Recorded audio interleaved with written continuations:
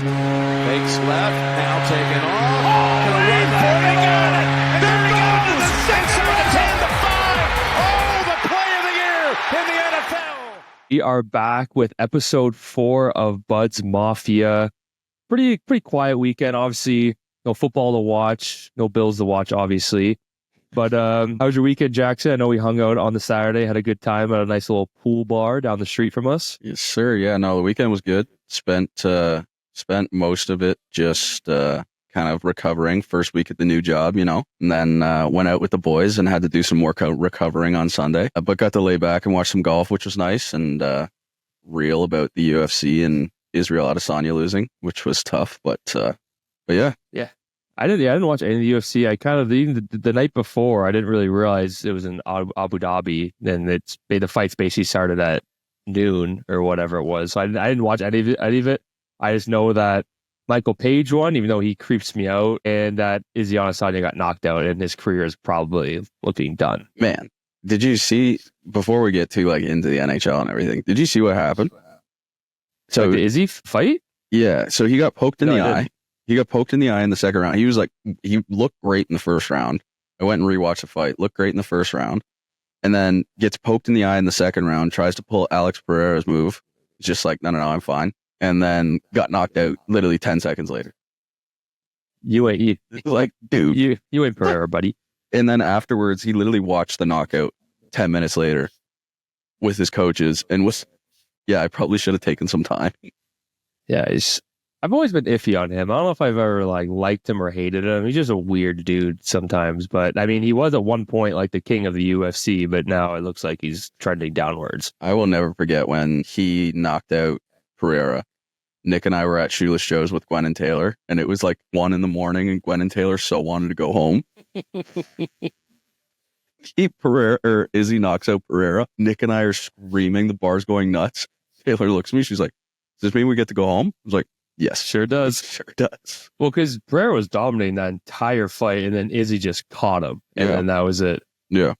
All right. Well, yeah. Let's get on the hockey talk. Last time we left, the Leafs were in a bit of a skid. They only had 2 games since our last chat. They played Minnesota.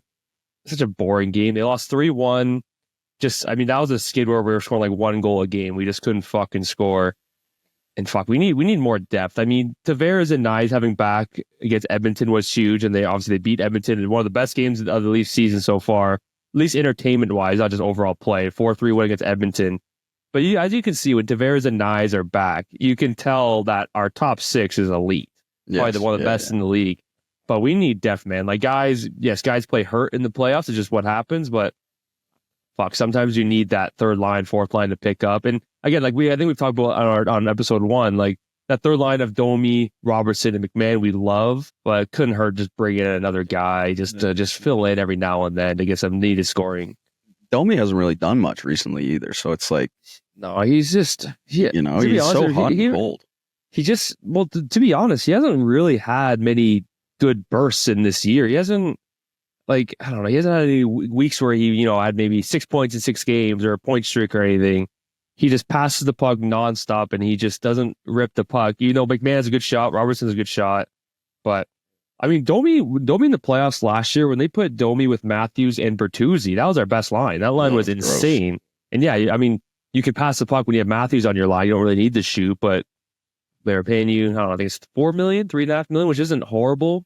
But you gotta shoot the puck. And yeah, so did you catch any we watched the Edmonton game together, but did you watch that Minnesota game where they just got blanked 3-1? No, I don't even remember what I was doing, but I was just sitting there and I was like, I think they lost to I can't remember if it was the Islanders. There was a skid of 3 games where they scored 1 goal. And I was like, well, they scored 1 against Ottawa on the weekend. That was a Saturday, yeah. Yeah, and I think it was Columbus, 5-1. Yes, Columbus. And yeah, so it was just a skid. And having that depth back against Edmonton was huge. And let me tell you, arguably the most underrated defenseman in the entire league is Jake McCabe. This guy's a stud. If he gets hurt, I will shit myself. We need him so badly. He played 30 minutes the other night, and half of it was against McDavid. That one play where McDavid, and I think it's the second period where he just tries to blow by McCabe, and McCabe just hits him, falls right into the boards. He's just an absolute animal. Can move the puck too. Like he's not like a liability offensively. To me, arguably right now, he's probably our best defenseman because Riley is just struggling. He just cannot figure it out. McCabe and Tanev, I did not really know that well until he was on the Leafs. Yeah. But he's a defensive defenseman, but same thing with McCabe. Like he can move the puck. He can skate. Like he's not a liability. Yeah.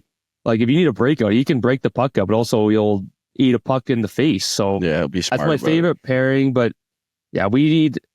So it depends. I don't know if I have to choose one or the other of a depth defenseman or depth forward. It's tough because when we're healthy, it's just we are dominant on the front end. I think Marner, Nyes, Matthews, arguably a top 5 line in the league, in my opinion. When Tavares is elite, but come playoff time, Tavares is getting older. And same with Pacioretty. I wouldn't hate another middle 6 guy. But with the way Riley's been playing, he's not playing horrendous, but as a guy who's known to be our number 1 D-man, we need him to be better. I wouldn't hate picking up another defenseman if it was one or the other, but I think we're going to get both. We'll see. I always been praising trading Robertson, especially with his play. The better he plays, the more likely I want to trade him, right? So, I don't know. There's like a Provorov on Columbus I love. I would have loved Granlund, but he was just traded to Dallas, obviously, but his price point would have been way too high. We couldn't give a first and pay him as well. Like he was a point per game guy on San Jose, and now that's just adding to another Stanley Cup contender team. Yeah. We need more. We need a bit more. We need a big move soon. Dude, the Western teams are looking ridiculous. Yeah, I mean, Colorado, honestly, we talked about that Rantanen trade last week. I mean, H has been playing great, and like Colorado's been buzzing recently. And then obviously Minnesota, Kaprizov's having surgery, so he's out for like a month. But it was a smart time to do it because of the 4 nations. Yeah. I mean, Calgary's rising. Edmonton's a wagon. Like, even though Toronto beat them, I thought Edmonton looked better. Like, Edmonton looked phenomenal. Like, Edmonton looked really good. To be honest, it was just the first period. You get rid of the first period. Like, we got 3 goals in the first period, got 1 over the last 2. Yeah. And Edmonton, if you get rid of that offside, we're looking at overtime. But the way that Edmonton was putting the pressure on, I think it's probably so scary. Scored. And then they're on the power play, too. The power play is just so scary. Like, McDavid just wheels around, and that, even though it didn't count, that McDavid plays cross-ice pass, Draisaitl, top cheese. Like, there's literally the smallest corner ever that the Draisaitl found. I mean, MVP to MVP. Like, that was ridiculous. And then Wool, arguably save of the year. At the time, we were so hyped up because I thought Tanev blocked it. I thought Tanev, because he jumped in behind it, I thought he blocked it. Then they showed the replay, and he's like back on it, like completely on his back, and then glove-handed. It was one of the greatest saves I've ever seen. He was gross. He made 45 saves. Yeah, I mean, that's a insane. Huge win. That would have been a horrible loss because, again, we are 2-3 points behind Florida. Ottawa's like 2 points behind us. It's getting scary. Scary. I tweeted recently, like, the Leafs are if they get in another skid in some other teams, we can be out of the playoffs. Like, we're technically like 6-7 points out of the playoffs, which is horrifying. It doesn't really make sense when, we're second in division. Like, it's just, this is going to happen. They played, I don't think they played bad against Edmonton. I just think Edmonton's a fucking wagon. And I think Klingberg actually played good. I don't know if you kind of watched him play. I thought he was pretty decent because Ekholm was out. But let's see, they play Calgary tomorrow. They're 5-5 in their last 10 games. They made a big trade, a big swap with Philly. Thursday, Seattle. Seattle's just such a mid team. I could care less about Seattle. 5-5 as well, last 10. Then Saturday versus the new look Vancouver Canucks, who are 4-5-1. Who, I mean, we can talk right about that trade. JT Miller finally traded. They finally figured out who they're going to trade. I think Vancouver fans would all say they'd rather have kept Pettersson just because of the age and more potential. But I mean, the 2 games that Miller had against Boston, and I don't know who the other ones. He had a goal in Vegas. He had 2 goals against Boston, a goal against Vegas. He was throwing the body, he was winning faceoffs. He's a guy you need on your team to make a deep run in the playwooks. And he's got to feel so good. New York gets in. Oh yeah, for sure. He's got to feel so good being out, especially like. Yeah, the Rangers get media, but nowhere near the amount of media like Vancouver. No, like any Canadian, like it's a higher, obviously it's the highest American market, but I don't think any American team compares to any Canadian team. Even New York, like New York's close. Like New York would probably have more media than maybe like a Winnipeg or Ottawa. Yeah, but in New York, you're fighting against the other New York teams, right? Like you got the Knicks, Then during other seasons as well, like you're fighting against a bunch of other teams, right? Like so it's New York is so oversaturated for sports. You have 2 football teams who play out of the same stadium. You have the Yankees and the Mets. Yeah. And you have Long Island just down the road over the river, and then the Brooklyn Nets. Like just the state of New York has so many teams. And also, but like as Rangers, like once they leave, they're not recognized at all. Like they're not really recognized too much. I mean, in the past they probably were, but I mean, fuck, like New York teams are really good now. Like the Knicks are insane. Obviously, the Yankees with the World Series, the Mets with Juan Soto. But yeah, I mean, so let's break down the trade. So Vancouver got Philip Hedl, Victor Mancini, and a first-round pick next year, while New York got JT Miller, Eric Bransham, and a prospect I've never heard of. And then they've immediately traded that first-round pick to Pittsburgh to get another Pettersson, Marcus Pettersson. I think it's actually pronounced Peterson, who I don't know if you know much about him from Pittsburgh. He's a very, very solid top 4 guy. Very similar to McCabe, maybe not as good. But I think Vancouver's D, if they didn't have Quinn Hughes, they would be a lottery team, in my opinion. Like he is carrying that team, especially on the back end. Their second best defenseman is fucking Tyler Myers, that fucking giraffe. Like that's not a good team, and at least on the back end. Did you see what adding Marcus Peterson was huge. Did you see what the GM said? Because I guess Quinn Hughes doesn't want to be a part of a rebuild. So the GM he's basically saying like we cannot go into a rebuild because he will leave. He will leave. Which is so wild. True. And also Quinn Hughes is probably like, yeah, like I that's true. Like I will leave. And I'm giving it all I can every single game. I'm the sole reason why we are a playoff bubble team. Again, if they didn't have him, they would be a lottery team, in my opinion, or at least top 10, like bottom 10. Like if you look at the point disparity from a first and second place guy, I don't know where he ranks. I wish I could look that up, but he is like top 5 for point disparity between 1 and 2. And he's a fucking defenseman. He's on pace for over 100 points. Yeah, it's ridiculous. If they make the playoffs, he has to, at least, he's definitely going to be nominated for an MVP. But if they make the playoffs and he may even get a top 3 seed, he has to win the MVP. Yeah. No, yeah, I don't know. It's just ridiculous. Dude, the funniest videos are just him, though, after games or after he scored a goal. He just looks absolutely defeated on the bench. He doesn't give a shit. Just not he care doesn't whatsoever. give a shit. It's so bad. But I think this trade is best for both sides. If you look at, like, say if this was like NHL 25, be a GM mode, and you have one trade on one side and the other, technically, in my opinion, I think most people would say, my brother's a Vancouver fan, so I talked to him, New York got more value out of that trade, just total more value. But I think at the end of the day, it's not necessarily a panic move. It's just a move Vancouver have to do. They're like, hey, fuck, like this is so frustrating. Let's move on from it. Maybe we got the short end of the straw. But technically, yeah, you got Hedl, who, I don't know if you know much about Hedl. He's a very skilled forward, but he's 25 and has had like 10 concussions. So he's basically the Tua of the NHL. Sweet. And yeah, but he is very, like, if he's healthy, he scored his first game. Like, you saw the skill that he has. And that first round pick turned to a very solid top 4 defenseman. So, but also, I'll tell my brother as well, if Pettersson turns it around because of this trade, then you win the trade. Because there's clearly, JT Miller was on him. It's kind of a addition by subtraction or whatever the saying is. It made sense. He got that guy off his back, and his play continued better. So it's a win for both sides, in my opinion. It's more Vancouver's playing a bit of a long run. It's like if you look at the value of it, just face value, you're looking at just the players. But if you have to look at it like a month or two down the road and see what Vancouver does. If Vancouver goes on an absolute streak, because you have it, they're 4-5-1 in their last 10. Even if they, I'd say that they definitely have to go above 500. I would say if they go in their next 10, like 6-4, 7-3, that would be good. Like they're like a point or two out of playoffs. So like, again, like they're in that bubble, they're in that race. If they can get a bit more depth scoring, stay healthy. Kiefer Sherwood, who I love on Vancouver, he just broke like the all-time hit record for a single season. He's recorded like over 400 hits, and it's like midway through the season. Jesus. He signed like I don't know if it's a 1 year, 2 year, makes him $1 million a year. And he has like 30 points. Like he is an incredible player. Gotta love a guy who likes to throw the body around. He is a shit brick house. He is an absolute tank. And he just throws the body. Did you see that hit on Pietrangelo?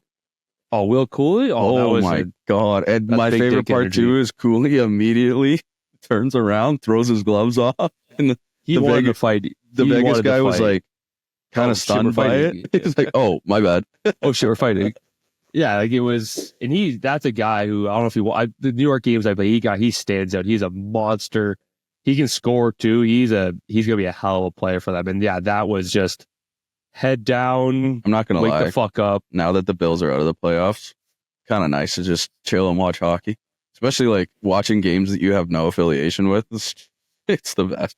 Like when we were at the bar and Chris kept pointing up the Ottawa Minnesota game. It was every 5 minutes there's a fight.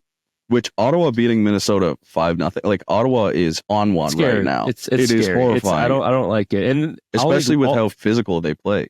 And they don't even have Linus Ullmark, one of the best goalies in the league. They have some random AHL goalie, which I can pronounce his name, but he is a stud right now. And yeah, so that's a little scary there. But back to Pettersson, I mean, again, they're like, oh, we could have got off 11 million of cap, but I think he'll turn it around. Will he be that 100-point guy? I don't think so, but we'll see. But also, they're like, oh, 11 million so much. I mean, NHL and NHLPA just released the salary cap projections for the next 3 seasons. And fuck, just reading that just makes me think McDavid is coming home. That's what I think. No, just kidding. He's not leaving. But next season, the salary cap for 25-26 is 95.5 million. I think right now it's like 92. 26-27 will be 104.5. Then for 27-28, it'll be 113.5 million salary cap. So we're seeing almost over a 20 million jump in salary cap for the next 3 seasons. It's absolutely ridiculous. Which is, if you're like a guy like who has a contract up in 2-3 years, like a Cale Makar, you're getting 16 million. Or at least you're offering, getting 15. McDavid is up, not this summer, but the summer after. He's going to get 20 million. Like, honestly, yeah, it's going to be just record break after record break for player contract. And my brother had a good point. I think it's similar to what Paul Bissonnette of Spin Chicklets made a point of this. He thinks each team should be allowed to have not necessarily a franchise tag, but if you have a player that you've drafted and he's only been with the organization, he thinks that player should not count towards the cap, basically. Yeah. What are your thoughts on that? Do you think it's a little just too like, okay, now we're just not cheating, but now it's like, okay, well, now you're just benefiting all these kind of big market teams, basically? I mean, yeah. Plus, the cap's going to keep going up. Like, you're making a 20 million jump in 3 years. Like, it's going to continue to go up. And at the end of the day, too, like, a lot of these guys who are rookies who are coming in, like, especially if they're drafted, obviously, I don't know a ton about what rookie contracts look like, but like for the NFL, it's easy in the NFL. You're easier in the NFL because you have 4-year contract with the 5th-year option. You can pick up the 5th-year option, which I don't know what it is like in the NHL, but if the salary cap's going to keep going up, realistically, like this, it adds into the game of the entire league of like having GMs that are smart. Because if you have a GM, and this is just strictly my opinion with no hockey like background whatsoever, but like if you have a GM who's going to sit there and be like, I have extra money to play around with because now technically this guy's not going to count towards our cap, I would rather watch these GMs try to finagle these trades and make crazy moves. And you know what I mean? Like I think it adds more to the atmosphere of what the sport should be. But I also understand the other side of it of like, you know, you have a kid who you drafted who is been on your team, like he should not count towards, especially like second year or even first year, like he shouldn't count towards the salary cap. Mm-hmm. Like I could see it if it was just for his first year, like you draft him first year, that contract doesn't count towards the salary cap. But realistically, like what would an average first year contract be for a rookie? Yeah, so I was going to say, so it's not even close to the NFL in terms of money value. So an entry-level contract, all guys sign, all rookies, if you're drafted or whatever, it's a 3-year deal. No matter what, it's always a 3-year deal. Unless you're an undrafted player, and then you can sign whatever you want. But if you're a drafted player, your entry-level contract is usually 3 years, anywhere between $700,000 and $950,000. So these entry-level players, that's why Leafs got fucked, because Matthews and Marner, right from making $900K to $1 million, they went from 1 million to 11. Yeah. With no wiggle room, no move clause, no whatever for 8 years or 6 years. So not even the max. That's why the Leafs got fucked. Because then out of nowhere, between 2 years, they went from a $2 million for 2 players to like over 20 million. That's why it's a lot different from the NFL, where I think doesn't like Caleb Williams make like $15 million a year? Like, doesn't he make something ridiculous for like a rookie quarterback? Yeah, rookie contracts are. It all depends too, right? Like if you go first overall in the draft, you get a big bonus. Like so, you get a signing bonus dependent upon where your position is. I think his signing bonus was like probably $5 million, maybe. I'm probably speaking out of pocket, but it would be in and around there. Like, I think Kyle Hamilton, when he got drafted by Baltimore, his signing bonus was like 200,000 in and around there. Like it ranges crazy. Like if you're a second or third round draft pick, I don't know when the bonus is cut off. I think it might be after the second round, but like you can get like a $5,000 bonus. So it's like the NFL for rookie deals really depends on how high you're taken. And especially the value of like whether or not you're going to start your first year. That's also like NFL draft and NHL draft is so different, where NHL draft, you're drafting prospects. You're drafting guys your hope will build to your team's future and in a few years. For NFL, you're drafting your roster. You're drafting players that's why first round picks are so valuable. That's why I used to never really get NFL trades, because I would see like a top player go for like a third or second round pick. I'm like, how's he not worth like 3 firsts? Like, okay, well, those 3 firsts could be 3 very good roster players, like at the top O lineman in the country, a receiver, blah, blah, blah.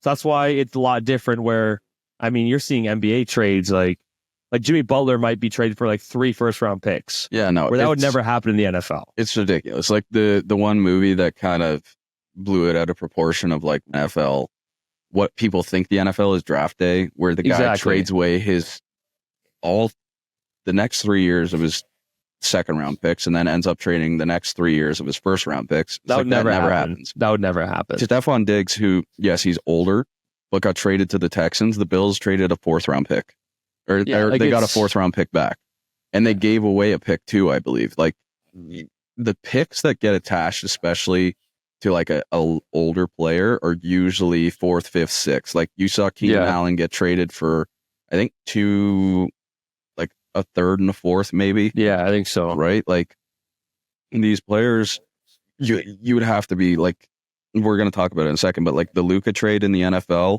I saw a thing today. It would be like trading Dak Prescott, Rico Dowdle, and there's another one. It'd be like trading those 3 plus a 2025 first and a 2026 first just for Joe Burrow. Yeah. Oh, wow. Okay. That's interesting. Yeah. There's a ton of different hypotheticals, but like, the NFL, when it comes to, like, when I see hockey trades and I'm like, God, these guys are giving away 1 million picks. And it's like, whereas like also in the NHL, like the difference as well is like you have the AHL, you have the ECHL, you have the OHL. You have a ton of different kind of farm leagues that these kids go and play for, and you see it all the time. Like, they develop, right? Take time to develop. Exactly. It might take 5 years. It might take like 3 to 5 years, right? Where if you're a first round pick, you are a starter. Or in the NFL, you are a starter. You're expected to make an impact right away and fill the holes that team needs at that moment. Either that or they're not drafting for 5 yet. No, yeah, either that or be good in 3 years. Like that's what you saw with Josh Allen. Like even Mahomes, he didn't play until Alex Smith got injured in his first year, and then he played, and then he's been in the fucking AFC Championship or the Super Bowl every single year after. Happens when you're good at football. But yeah, like I don't know, the only player that I can think of that went successfully from like the XFL to an actual team and has been good is Brandon Aubrey, and he's the kicker for the Dallas Cowboys. So I'm not going to say not a football player, but a glorified soccer player. Yeah. Well, I guess you could say, like, obviously the underdog story, Kurt Warner, but he played in the Arena League, correct? Yeah, I'm more speaking like modern time, but yeah, Kurt Warner is the number one. That'll probably never happen again. No, like honestly, no. Well, especially a lot of the guys who go to the XFL. First of all, there's no real audience for it. Like, no one is sitting on a random Thursday afternoon and turning on the Alabama whatever versus the St. Louis whatever. Like, no one's turning that on. football literally took over Sunday, which is God's day, like, you know, in the NFL. But like, I don't know. I would be surprised. It would have to be an absolute all-star talent that would, and you do see it sometimes. Like you'll see guys, mainly in the NFL, you see guys who are struggle on one team. They struggle in one certain kind of avenue, or depending on what like the actual game plan is, what the defense is, what the offense is.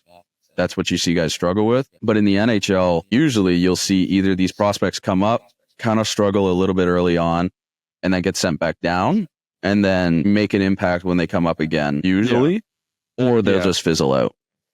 Yeah. It's crazy to see the differences in the trades and drafts and kind of disparity between that. Before we move on to that Luka trade, 'cause I do want to talk about that. Have you ever seen like those like CHL trades, like in the juniors, like in the OHL, WHL, and all that?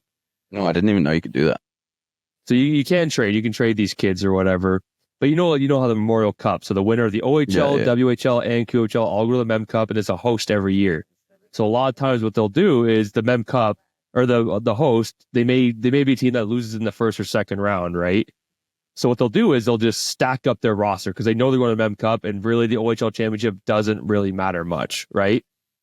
So some of these trades are hilarious. Like last year or 2 years ago, I think it was Kelowna, they were the host, and they traded for Olin Zellweger, who was like one of the best offensive defensemen in that league, or probably the whole CHL.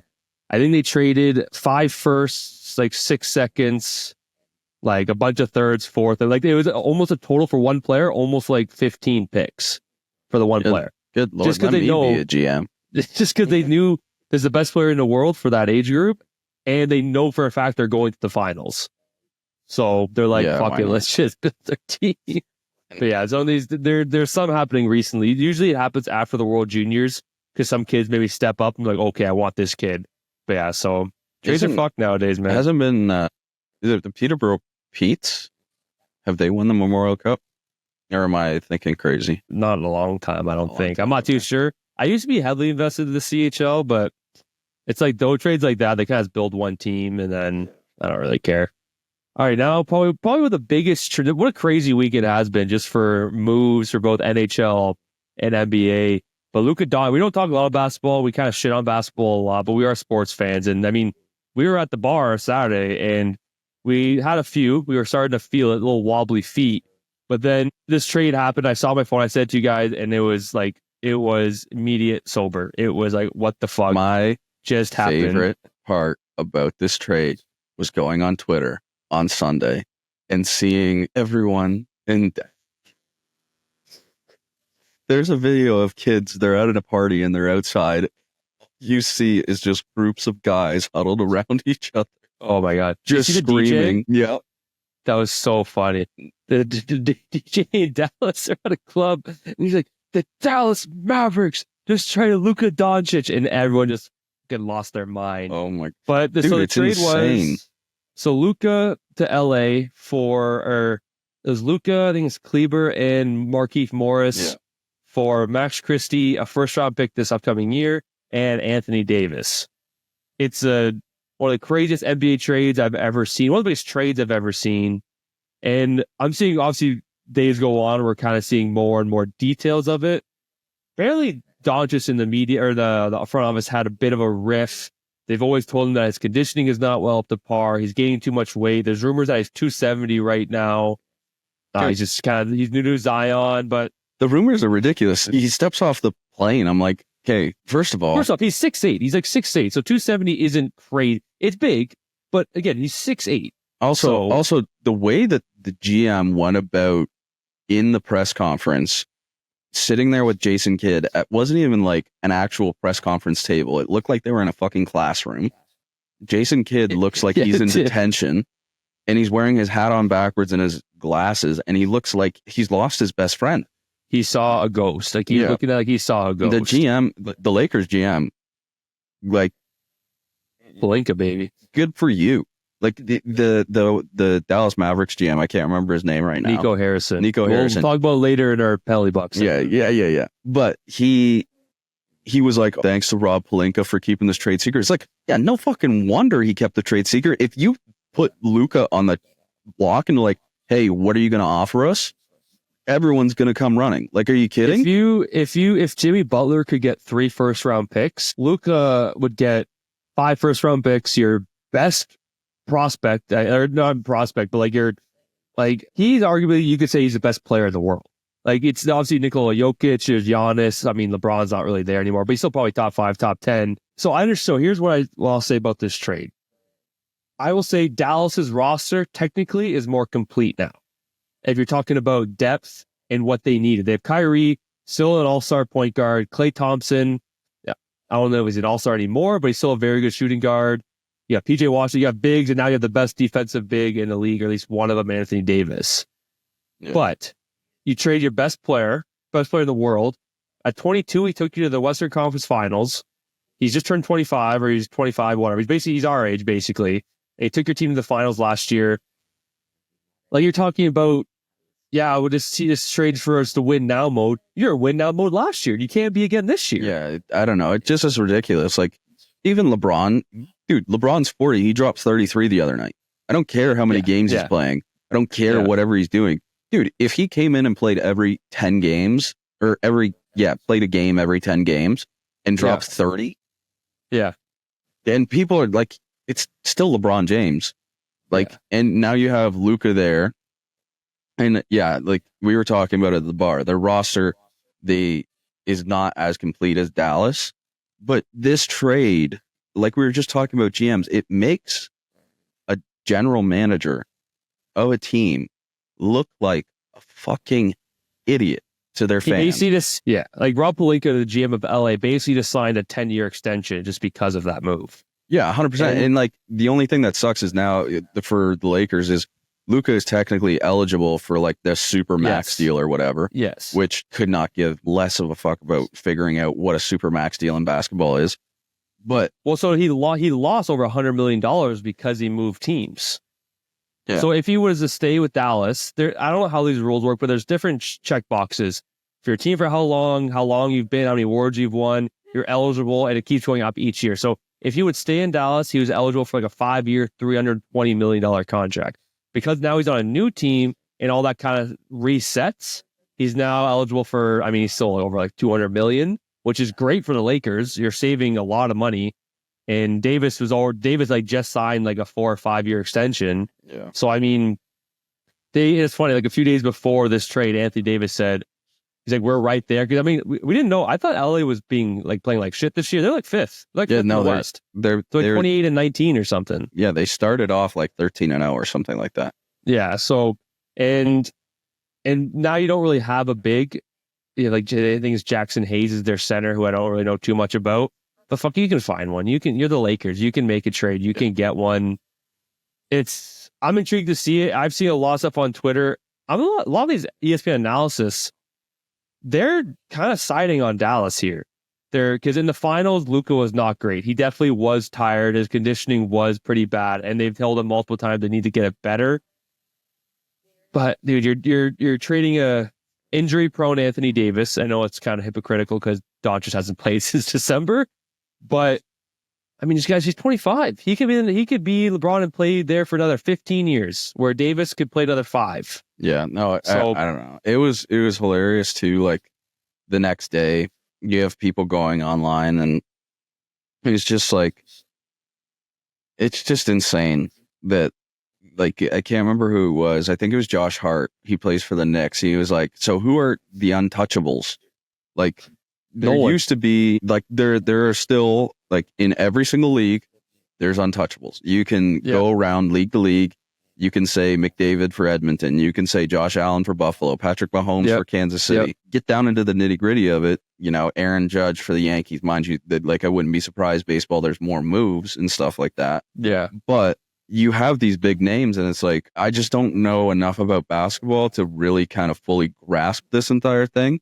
But also at the same time, it's just from an absolute straight viewership, like, standpoint of your fans, like, equivalent if the Bills came out in the middle of the season, we're 7 games in, not playing horribly, just above 500, like playing pretty decently well. And Blockbuster trade was Josh Allen, couple first round picks, Keon Coleman and someone else traded for Joe Burrow, I would be like, I'd probably stop being a fan of the Bills. Like, for real. Yeah. Like, if I'm a Dallas Mavericks fan, forget it. If it works out for them in the long run, like, again, we'll go back to what we're saying about JT Miller and in the Canucks. The Mavericks, the next day, after they traded away Luka, Cleveland dropped 50 on them in the first quarter. It was like 50-19. In the first half, it was 91-50. That's insane. Do you know how dumb you look when you go out after making a block? But like, you have to, as a GM, go into that locker room and say, hey, boys, how about you have my back here a little bit and don't make me look like an absolute imbecile. But if I'm on that team and if I'm a Dallas Maverick, I'd be like, dude, forget. Yeah, maybe he was causing a little dissension in the locker room because he wasn't working out or what his conditioning wasn't good. But like, he's averaging a 34-point triple-double right now in the league. Like come on. And he's 25. Yeah, and I want to talk about, go back. We could go back to what you said about untouchable. I'm an NBA, I think we're both NBA casuals. I definitely used to be very high into the NBA. But if you would have told me a guy who is number one untouchable, I would have said Luka. I would have said Luka's untouchable. Like, Curry's getting older. If he wants to move, he will move if they want him to move. I'm hearing Giannis is maybe not happy in Milwaukee anymore. I mean, like, Luka, he's the youngest, maybe Anthony Edwards in Minnesota. Like, these guys, but Luka is in the top three, or at least I thought, top three untouchables. But big trade talk, obviously, with the JT Miller trade, obviously the random trade a few weeks ago. We have Luka trade. Now we're going to go to the NFL and a player who just requested a trade today, and that is Myles Garrett. He won the Defensive Player of the Year last year. Plays for Cleveland Browns, one of the best edge rushers in the league, if not the best edge rusher. A lot of teams I'm seeing a lot of NFC teams. People are likely to trade for him. Every guy, every journalist has different names, but the most common teams I'm seeing are the Packers, the Rams, the Eagles, which fuck off, the Chargers, the Commanders, and then the two who I see most at the top of the list are the Lions and the Buffalo Bills. Dude, let me tell you, if he goes to the Eagles defense is disgusting. The Eagles defense is so disgusting. They do not need another edge rusher. The Packers makes some sense, but I don't see them forking up the money that it would cost for Myles Garrett, considering they need more weapons on the outside. Plus, they need to fix their secondary. The Rams does make sense considering you have Jared Verse, who's probably going to win Defensive Rookie of the Year compared to maybe Quinion Mitchell. And you have Braden Fisk on the inside. That D-line would be pretty insane. The D-line would be really good. Say you get another year to Matthew Stafford. You know what's crazy? I'm hearing, by the way, as well, quick detour. I don't know if you follow any of the Senior Bowl stuff, but the Laurier QB, Taylor Algerba. He's making moves, man. Dude, I watched all of the highlights of him. I'm not going to lie. When I watched the Vanier Cup this year, fiance's Laurier alumni, I was cheering for Laurier, and I was like, this guy, let me tell you something about this guy. I thought he was a hothead. He played horribly in that game. I think he had 3 fumbles lost, played horribly. Laval literally won with, I think, 6 field goals and a safety. It was probably one of the worst Vanier Cups I've ever watched. And he is making moves, and a big team name that is coming up for him potentially, as I would say probably an undrafted rookie, would be the Rams. Really? I thought you were going to say the Bills. No, the Rams. Okay. Yeah. You have Matthew Stafford on his way out. He is a tall, mobile quarterback who can sling it. And you have, I highly doubt the quarterbacks in this draft are going to go high. But if you're a team like the Rams, I don't think you take a Cam Ward. I don't think you take a Shedeur Sanders. You're not going to be able to take those two. But, Jackson Dart most likely going to go to New York. I don't know. Anyway, it'll be interesting to watch, especially he was the first Canadian ever to be selected to go to the Senior Bowl, and he played at a Canadian university. So there's been Canadians that went to the Senior Bowl before, but the first one ever from a Canadian university. And I don't know. Keep an eye out for Canadian football, brother. Anyway, Myles Garrett's going to the Bills. All we need to do. Here's my plan. Make up a package. Make up a package. Here's what would be a plan. realistic package? I was thinking about this all day after you texted me because I was literally moving a giant steel beam and I get a text from Ryan. It's just Myles Garrett. And I thought when you texted me that it was Myles Garrett to the Bills. To the Bill. And for the next half hour where I couldn't check my phone, I was like, oh my God, my early future on Super Bowl 2026 is going to hit. But I was thinking about it. I think a realistic package, you go 2026 second round pick, 2025 second round pick. And I think we have the Browns second round pick this year. I texted you that. I'm not 100% sure about that. Jamie, pull it up. We have someone, give it a goog. We have someone's second round pick this year. So you could easily get rid of 2025 second round pick, 2026 second round pick, or even 2025 second rounder, 2026 third or fourth rounder, or maybe combine the two. So I would say you would have to give up a player. And realistically, I think I was trying to think about what the Browns need. And they definitely need help in the secondary. Mm-hmm. Our secondary is not huge to pull from. They're not going to take a Damar Hamlin. And I won't lie, I just don't think Brandon Beane will ever trade Damar Hamlin, which I won't like. It's a touchy situation. I get it. Yeah. I truly I loved how he finished the season. He played incredibly well. He definitely helped his stock if the Bills wanted to move off of him. But Brandon Beane coming out and saying that he's not going to make that many big moves, which, you know, could be playing a little bit of game there. I don't think he'll move Damar Hamlin. I could potentially see Taylor Rapp leaving, which would break my heart a little bit, but he is prone to injury. He's getting a little on the older side. So I think, you're going to have to go at least a second. I would say a second, third, and fourth rounder. You're definitely going to have to give up a pick this year.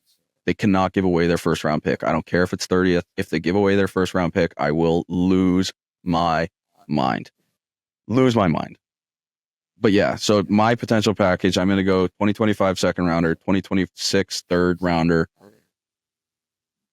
And I would say they're probably... No, scratch that. 2025 second rounder, 2026 fourth rounder, and maybe like a 2027 fourth rounder. So you give away 3 picks. It's tough because Myles Garrett's stock is so high that you could argue that he shouldn't deserve 3 picks though as well, considering how he played. Like he led the league in sacks, was really, really good. But also you're on a team that is not in contention, so you're not playing to your best of abilities. And he's only going to go to a Super Bowl contending team, so I think you got to give up at least 1 or 2 players, and they need help in the defense. I saw someone say, give up a 2026 first rounder, a 2025 second rounder, and trade Gregory Rousseau for Myles Garrett. Do not trade Gregory Rousseau. Do not trade Gregory Rousseau. Like, I don't know. Lions makes a lot of sense, but I don't think that he's going to want to go to a team that just had their coaching staff absolutely decimated. Yeah. Chargers also makes a lot of sense. But Khalil Mack... Charger on the list too. Yeah, Khalil Mack could be on his way out. So, I mean, if the Bills didn't get Myles Garrett and they got Khalil Mack, it would remind me of the Von Miller thing, and that would make me very upset. I think 3 picks is too much. I think you could get away with giving up 2 picks for him and a couple, I don't know, not a couple players, but it's so tough to figure out who you give up. Because like Jerry Jeudy played great the rest of last year. Yeah. So you don't really you need someone to help him. And you need a QB that doesn't have 22 civil suits against them for sexual harassment. Speaking of, let's get into Justin Tucker really quickly. He was traded to the Browns. Jokes. Yeah, you freaked me out for a second. I was like, did I miss that? No, just a little joke there. That's fine. Yeah, so he's basically is the new Deshaun Watson. It's just very similar situation. And now I think it's up to 8 different massage parlors have come out and said the same thing. Texting Kevin, my brother. I sent him a screenshot. He texted me back. It was like, leave me alone. the one thing I thought that was okay about my team, and I texted him. I was like, "That's why he had the yips this year. He couldn't get a hold of any of his massage therapists." Oh, Jesus Christ. Dude, I mean, obviously, we don't know a ton about the case, and obviously, got to go through the whole judicial process. So we're not putting blame on people that no potential blame. But as soon as this amount is already more than Deshaun Watson's was when it came out. To be fair, Deshaun Watson got to like 22. You get to like Deshaun Watson got cases. up there, but if there's the chance that one of them being true is pretty high, and like yeah. I don't know. My favorite meme out of all of this, and obviously we don't love to laugh at other people's demises unless your name is Nicholas Peer. But like there was one meme and it was just Tyler Bass and it was like, no allegations, just has a fundraiser or charity for cats, was absolutely rock solid all season. All right, we'll wrap up the football talk with, of course, the Super Bowl. I mean, it's got a Super Bowl no one wanted, if I'm being completely honest. Chiefs Eagles rematch from 2 years ago. Chiefs are 1.5 favorites right now. 49.5 points is the over under. This will be perfect. I don't know what your lock of the week is, but my lock of the week is the Super Bowl. I don't know about yours. Yeah, mine is too. We can run it now quick. Yeah, we'll run it now.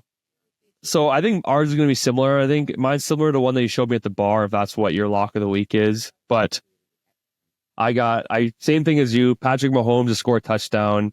I mean, he had 2 against the Bills. I think they have a very good secondary. I think they're going to let Mahomes run a little bit. And I think if he can do that, I think he will get a touchdown.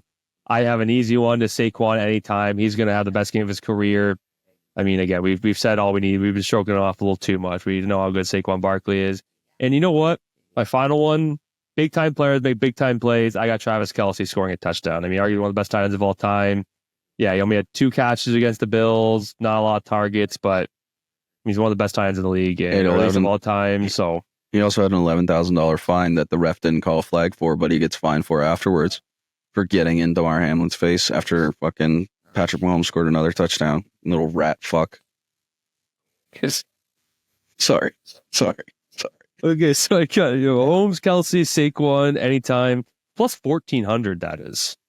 But wow, I don't know. I like it. I'm happy for it, and I'm excited.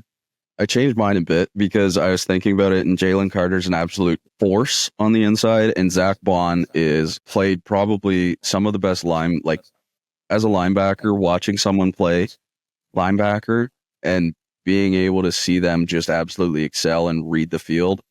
Unbelievable. So I changed it to Patrick Mahomes passing touchdown, Saquon rushing, or Saquon anytime TD, and then I took the Eagles to win because that is the best of all outcomes for me, other than me hoping that Roger Goodell comes down and says the Super Bowl has been called off because no one likes these teams and everyone just wants to go home. So, yeah.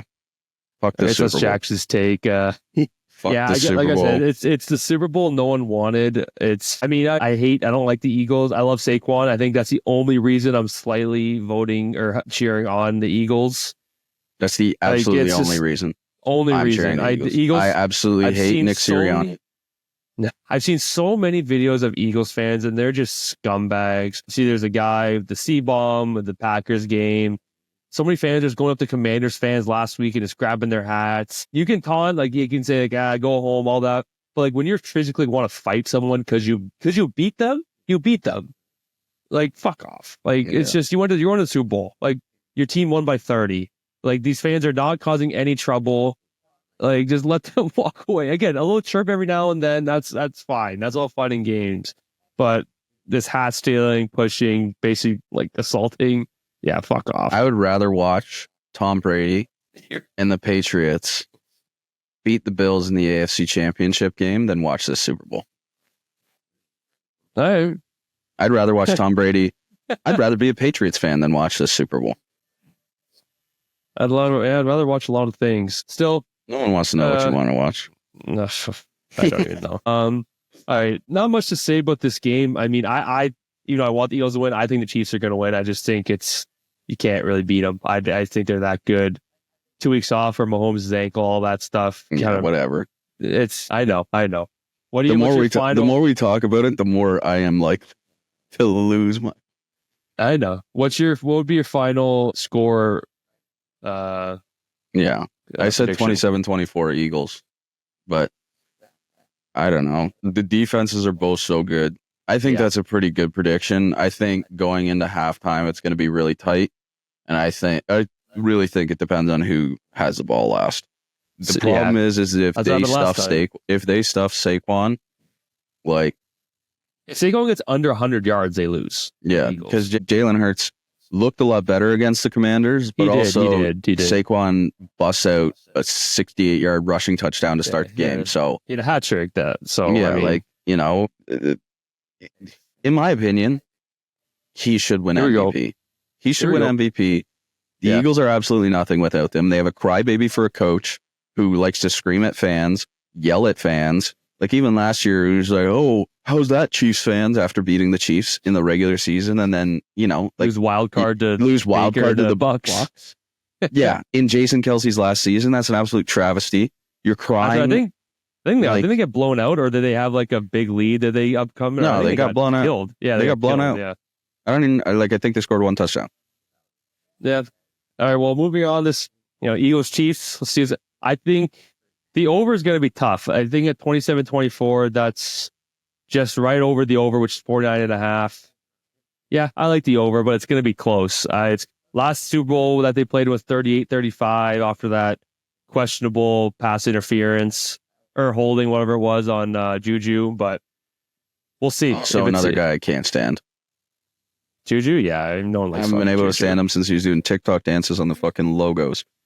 Yeah. Well, it's either going to be a three-peat, first time ever, or it's going to be, the best free agent signings of all time in Saquon Barkley, which already arguably is, but all right. But moving on, final piece, or at least some sports today, we're going to be talking about the Pebble Beach. Last time, we're going to start doing this thing where we kind of draft 3 players each. Jackson drafted Scotty first overall, who finished 9th. I mean, for his first tournament back after breaking his hand or getting glass in his hand. I mean, 5 under, 2 under, 3 under, 5 under. Pretty good. Man, I did horribly. Jordan Spieth started off decent. Round 3 shot 7 over. So tied for 69th. Wyndham Clark, just an absolute disgusting display. Egg. Tied for 73rd. 2 over, 2 over, 1 under, even. I think he finished like bottom 5 because there's no cut. I think he just finished. He finished in the bottom 10 because there's 80. Yeah. It's an 80-player field. Yeah. So, and then I drafted Rory first, or behind you, who won. I mean, just a masterclass. 6 under, 2 under, 7 under, 6 under. Dude, the drive on 14 he took, the most nonchalant eagle, driver 7 iron into a par 5. It's just absolute bomb. Like, if he can play this way the entire year, let me tell you, that $400 my dad gave me for Rory to win a major, it's crazy how much, like in regular tournaments, he's guaranteed top 10 or top 5 and most likely winning, where it's these majors, man, he still finishes top 5 in most majors besides the Open last year, which he was horrendous. I don't think he even made the cut. But man, it's just I people can say what they want about Rory. I love Rory. He's one of my favorite golfers. I don't get people who don't like him.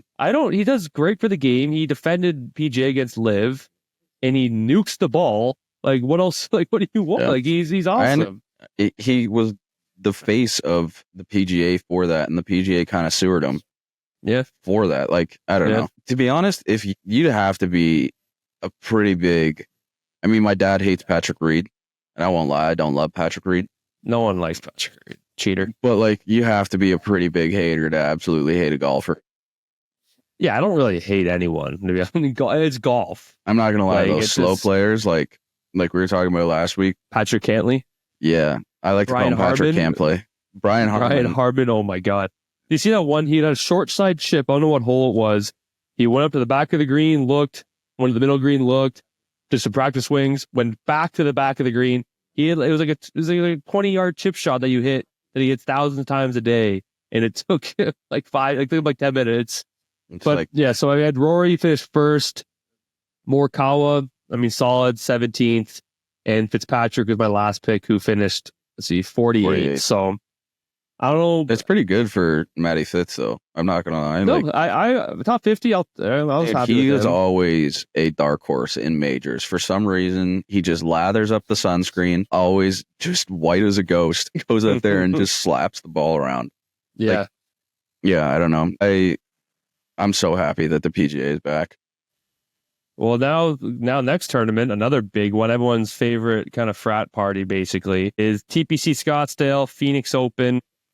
Oh, I meant to send you. Bob Does Sports came out, friend of the program. Bob Does Sports Larry came out Fitzgerald, with, right? No, not that video, but they came out with Waste Management merch, and it is Oh, really? all sold out. Dude, I went on last night, literally saw the tweet, went on immediately. There was one hat that I really wanted, sold out immediately. It was like, dang, that's so tough.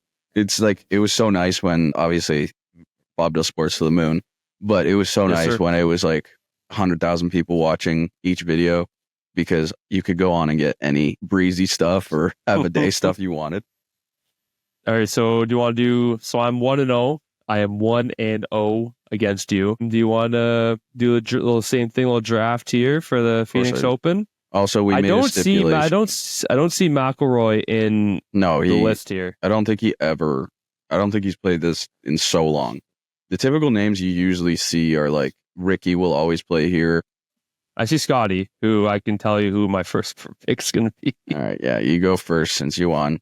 What were you going to say, though, about the stipulator or new? Oh, the stipulation is if your guy wins, you win the week. Doesn't matter where anyone else finishes. And we didn't really say points for, I mean, top 5 can be, I don't know, 10 points, or just top 10. I don't know.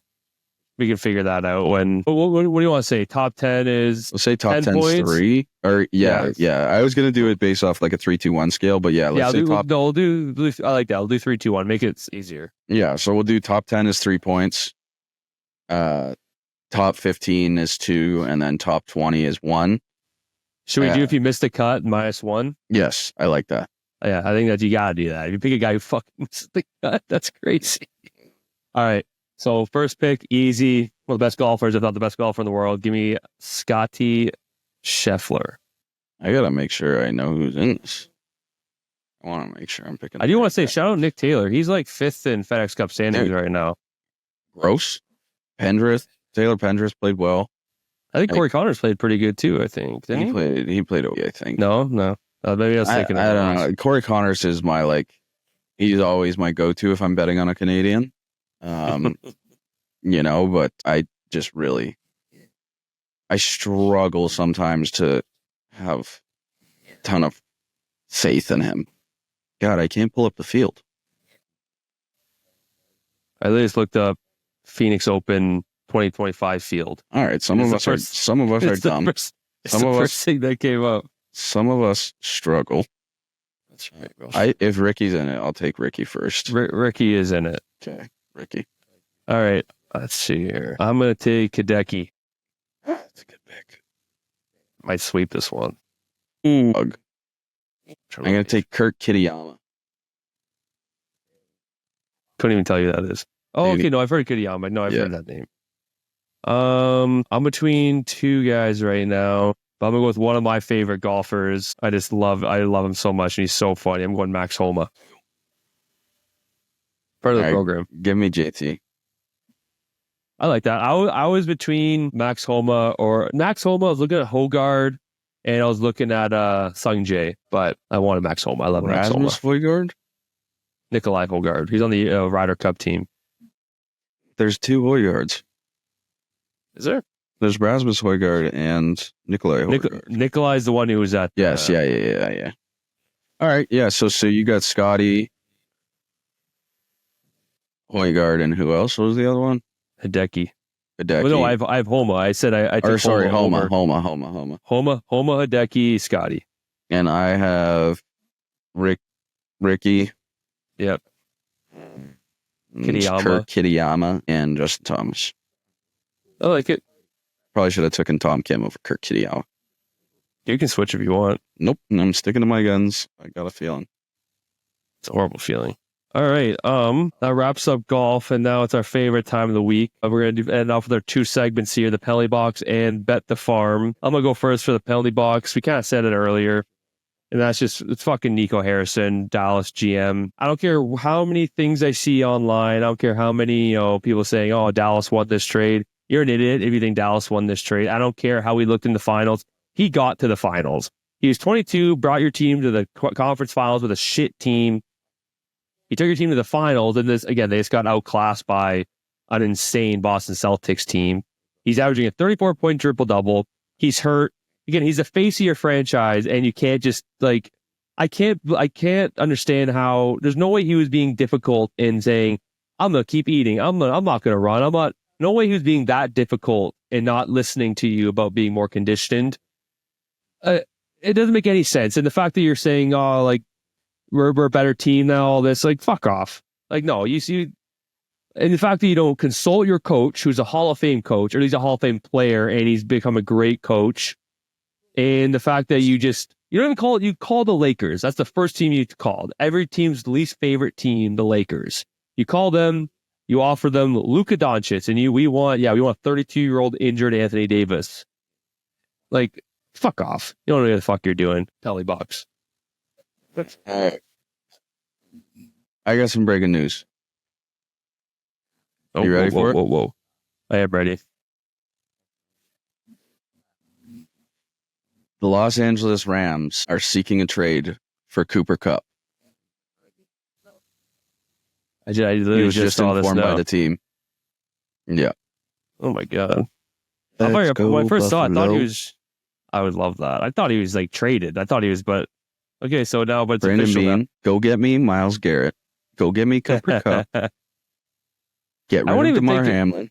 I don't even think he wouldn't even cost that much. Also, I think these players who are the trades that requested Garrett and they said Cooper Kupp, I think these trades will happen within a month. I think they'll happen very quickly. Oh, they'll happen quick. I think Garrett will be traded very soon. 100%. 100%. Yeah. And Cooper Kupp maybe a bit longer, but I think Garrett, if some team throws 4 picks their way in a top end, they're just gonna say, "Yep, let's do it." Yeah. All right. Sorry, my penalty Your- box. Going out of the sports world. Let me tell you, sat down with the wife last night, watched the Grammys. Great production, great show. Kanye West and his wife showed up and then got kicked off the carpet because she was buck naked. It's very, very interesting. But some of this fashion is just getting a little bit out of hand, in my opinion. I don't consider myself a fashion savant. I'm usually typically a blue jeans or a sweatpants kind of guy. But Jaden Smith, let me tell you, this Smith family driving me up the wall for no reason. He showed up to the red carpet, and you'll have to put a picture in. I will. He'll be on there. Jamie, pull it up. With a mansion on his head. He was wearing a suit that looked a little too big, and he had a house on his head. I don't even know if I saw this. Let me tell you how pissed off I'd be, even if I was an artist. And I go to the Grammys, and I was sitting there, and I was trying to watch these artists perform their amazing songs. And in front of me is Jaden Smith, and I can't see the goddamn stage because he is wearing a fucking house on his head. What the fuck is that? What is that? It's just, I don't even know what to say. That's just a game misconduct. Get the fuck out of here. We don't need that's a league suspension. That's just, you're done. That is just, you're done. You are done. Yeah. That made me mad. All right, should we end it now with both of our favorite segments? Let's bet the farm, brother. You want to bet the farm first? Yeah, I'm so pumped. All right. Dude, I keep riding these ping pong bets. It's so fun. I'm not going to lie. So yours is probably more exciting than mine. I don't have a ton of disparity here, but my odds are definitely crazier than yours. I wanted to give it a lock of the week, but it was all basketball, and I couldn't do it. No, I know. Considering how much basketball talk we had. So. There's also only one hockey game tonight, which kind of sucked for Bet the Farm too. But all right, what's your Bet the Farm? What are we betting? What farm are we selling? My Bet the Farm is going to lose. I will tell you right now. That's We fine. got the Senators over the Preds. We Yep. have Colgate over Lehigh, and Mhm. Colgate is currently down 86-65. Not good for the program. Comeback season. We have Florida A&M over Alabama State. Alabama State is currently winning 30.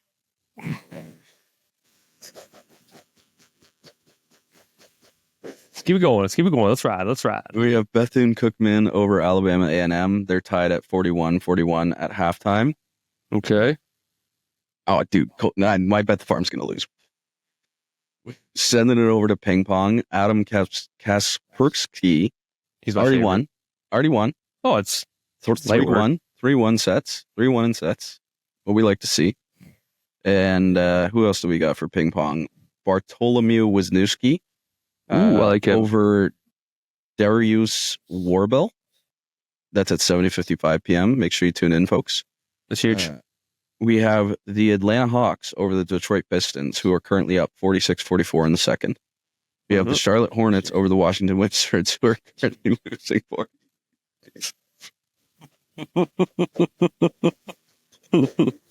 We have OKC over Milwaukee, Memphis over San Antonio, Utah over Indiana, and the Nuggets over the Pelicans. Lots of basketball because it's just one hockey game, and I could not convince myself to make a crazy parlay on the Predators versus the fucking Senators.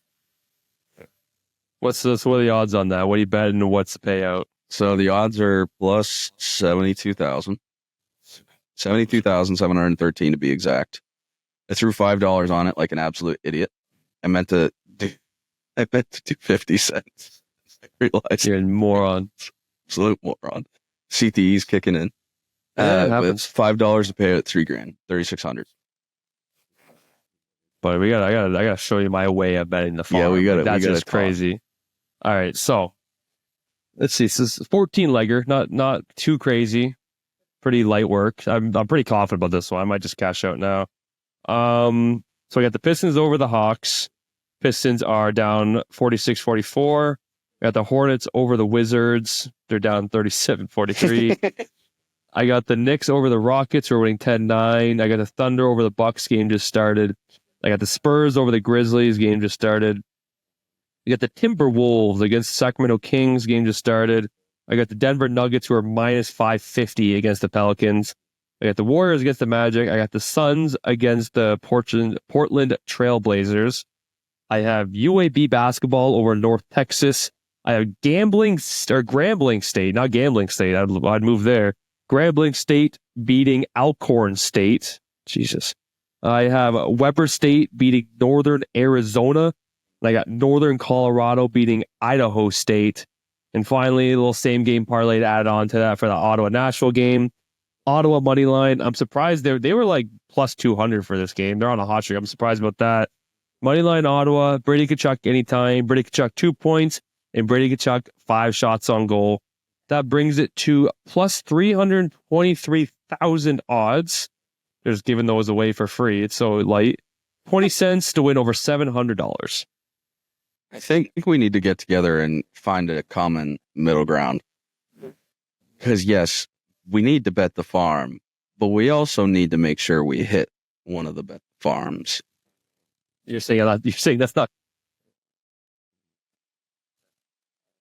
We'll see. Think about We'll it. see. Let me think. I'll tell you right Riley. now, I literally just lost. I'm riding high. You still know how to bet the farm, brother. All right, everyone. All right, There's brother. another episode of Bud's Mafia, episode 4. Everyone have a good Super Bowl. Go Bills. Hopefully the game gets canceled. And yeah, we'll talk to you post Super Bowl. Talk about everything that happened, or at least maybe I will. Maybe Jackson will just sit there quietly because he doesn't care about the Super Bowl. But yeah, we'll talk to you next time. Yeah, I will. Trust me, if the Chiefs lose, I will come. I'll make a bet to you right now. If the Chiefs lose, I will buy a Philadelphia Eagles hat, and I will show up Monday with Philadelphia Eagles. You're right there. That's the lock of the week right there. All right, talk to you later, bud. All right, cheers, brother. Fakes left, now taken off. Gonna run for it again.